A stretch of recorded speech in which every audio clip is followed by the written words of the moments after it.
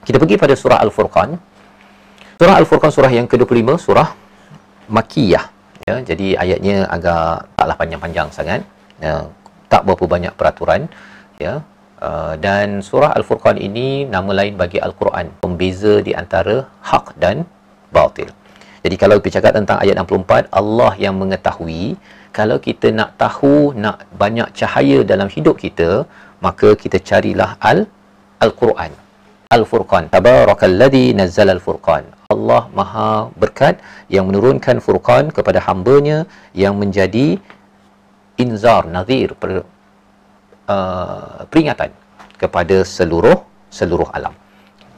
Jadi surah Al-Furqan ini adalah surah yang memberitahu kepada kita peranan Al-Quran. Dia akan membawa kita membezakan yang hak dan yang batil. Kerana Furqan membezakan yang hak dan yang batil, dan salah satu perkara yang memang dikritik hebat dalam Al-Quran adalah zulmun azim, kezaliman yang paling besar, namanya syirik. Ya.